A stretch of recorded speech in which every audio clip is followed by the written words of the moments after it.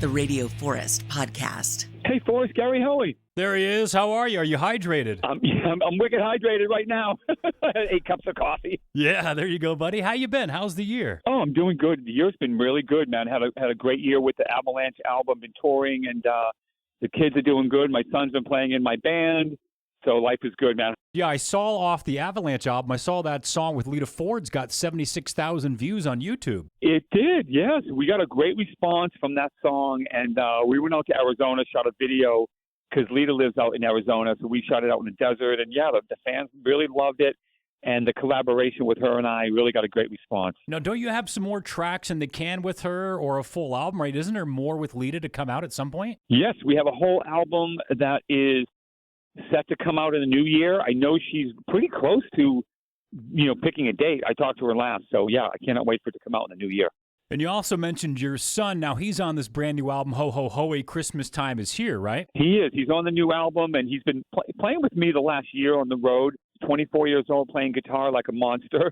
It's just great to have him in the band. And he played actually on the song Christmas Time is Here, which is like the Charlie Brown Christmas kind of thing. And he's doing great. He's just growing like crazy on the road, seeing him just play in front of people. It's great. Did you teach him guitar, or that's got to be an awkward situation, right? Do you force that on somebody? Do you wait till he shows interest? Does someone else teach him? Well, what I did was I kind of started him off when he was 5 years old. I started teaching him a little bit of guitar. When you put a guitar in his hand, smoke on the water, whatever. And I started teaching him stuff, and then he really got into it. And as he got older, he got more serious about it.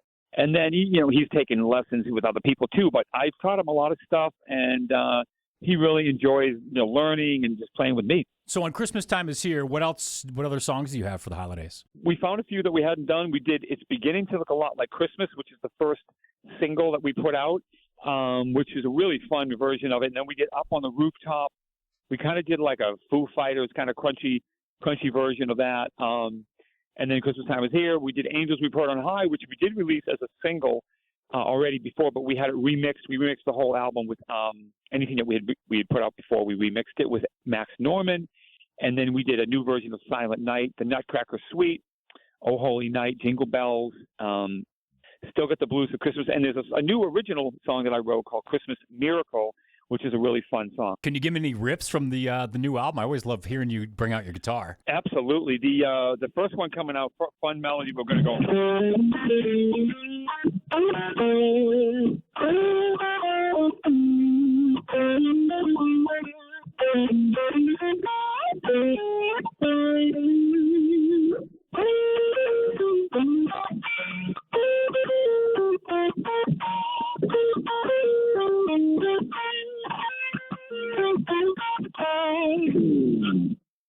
These are songs that are in our head since before we could recognize they're in our head. Is that how you play? You're like, oh, I know Up on the Rooftop. Everybody knows that tune, and then you just play it, or do you have to sit down and learn it? I always kind of know it somewhat, but I always find when I sit down and learn it, I find out a lot of times I didn't really know it.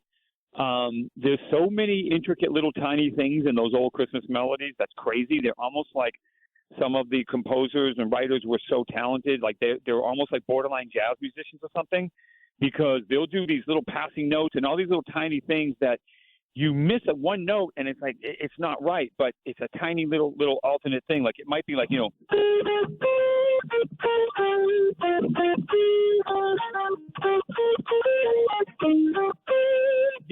And when I was first playing it, I was going, and it was wrong. I'm going, yeah.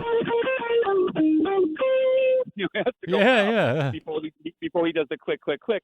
So I figured that out. And then there's a bunch of songs that they just do things, little turns, and that I kind of go, oh, like, it's like,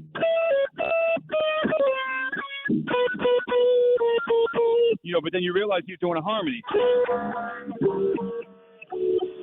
Hey, can we talk real quick about the passing of Ozzy Osbourne? We've talked about it 100 times, but for the sake of everybody listening, can you go back over your run-in, I guess, your story with Ozzy? Yeah, I got to tell you, it was so sad to hear Ozzy passed away, but what a great way to go out with his show and all those people just playing his music. It was a really cool thing to see.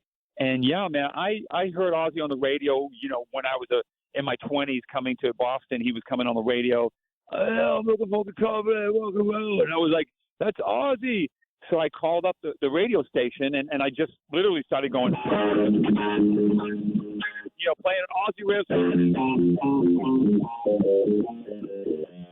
whatever. And I could play. And they just said, there's a guy on the phone. He wants to audition for Ozzy. So they literally gave me an address, and I sent a cassette tape, if you could believe it. Yeah. And they heard my demo, and they liked enough that they flew me out there.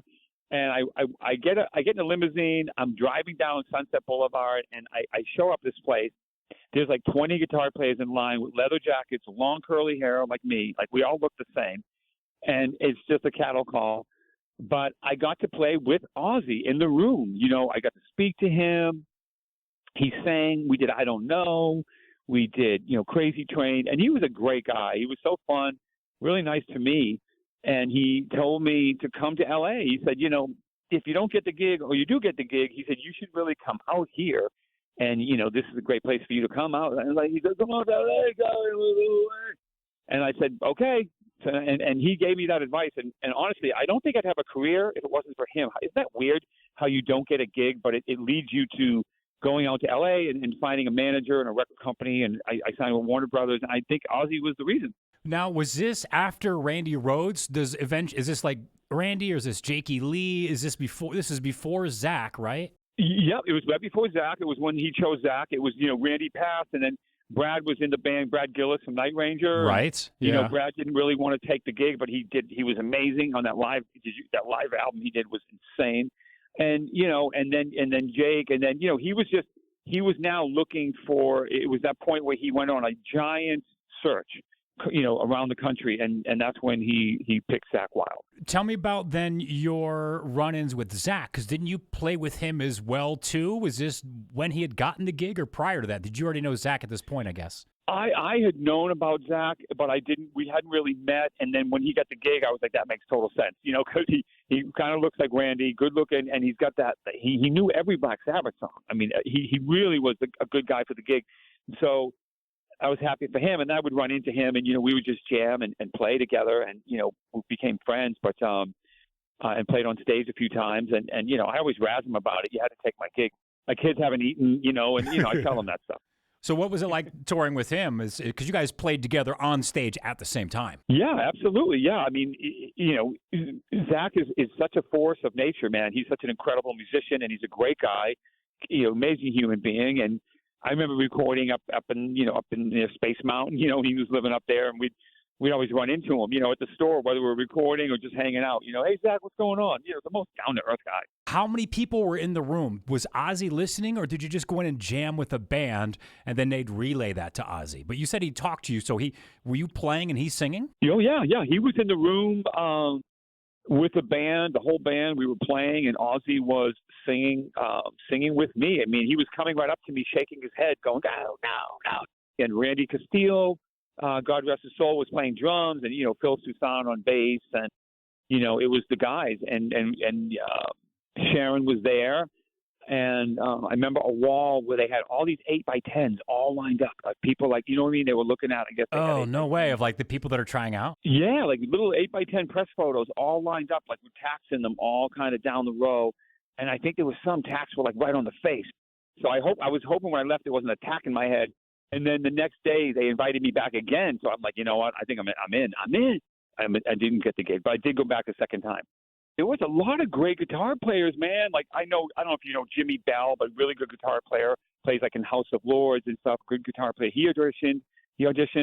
And I remember seeing Kristen Pelletieri, another kind of shredder guitarist. And then later, I talked to people that said, yeah, I auditioned, You already mentioned you did a couple of Ozzy tunes. Did he throw in any Sabbath? I'm trying to think if we did. I know what we did. When we did I Don't Know, we did Crazy Train, we did Diagram Madman, and then I had to do a solo. I did like an unaccompanied thing, just, shredding out for like 5 minutes or something. Wow. Can you play a little bit of Sabbath for me? I'm such a huge Sabbath fan. I just love hearing anybody play it well. Oh, I love the Sabbath stuff.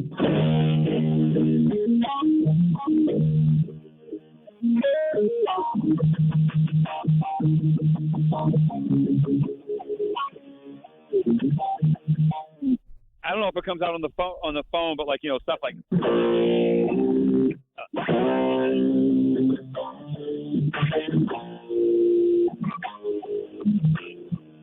It's probably coming out too low, but like.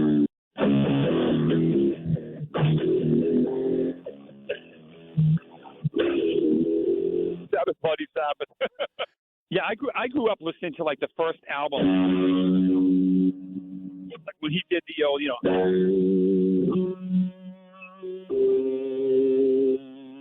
the very first Black Sabbath album. So evil, yeah. Are you playing right now on that that Fender Tone Master Pro Effects unit? I've seen that. That thing is killer. Is that what you're using right now? It is, yes. I'm playing through it right now, running through my amp, and it sounds really cool. So explain to people how this works, because you kind of have like an effects pedal switcher, but up at your hand level, and then there's kind of like an iPad too. So you can sound like Sabbath, you can sound like Zach, you can sound like Randy Rhoads, you can get more distortion, and then you can play like drums and bass too, right? Out of this setup from Fender. Yes, absolutely. You can cover all the different tones, and then you can also play Bluetooth, like through your phone. You can play YouTube or a track or whatever you want to play through your phone right through the unit, and it Bluetooths it right through. Can you record off of that? Is that basically like a multi-tracking tool? Like you could record the solo you did for Ozzy, bring it home, and play along with it? It's an audio interface too. It has a USB-C, so you can hook it up to your computer, and you can record directly into your laptop, whatever you want to do, and bring all those sounds right into it. I had a 4-track reel-to-reel. When I was starting out, I had a 4-track reel-to-reel. It was called a Doe Quarter, for people out there that know the old school stuff. It was a Doe Quarter, and I had 4 tracks, man. I would record like 3 tracks and then bounce into 1, you know, and then I'd have a couple tracks, and I could maybe get like 8 tracks or whatever, and I'd build a little song. And I did enough to, you know, get into like, you know, making like a demo that I could present to people. But I had to go into a big studio, you know, to really get something decent back in the day. It's the guitar master, Gary Hoey. Ho Hoey, Christmas time is here. New album out now. He's got tour dates coming up with Lou Gramm and a new album on the way with Lita Ford. Gary, nice to talk to you again this year. Dude, thank you so much for the time. All the best, brother.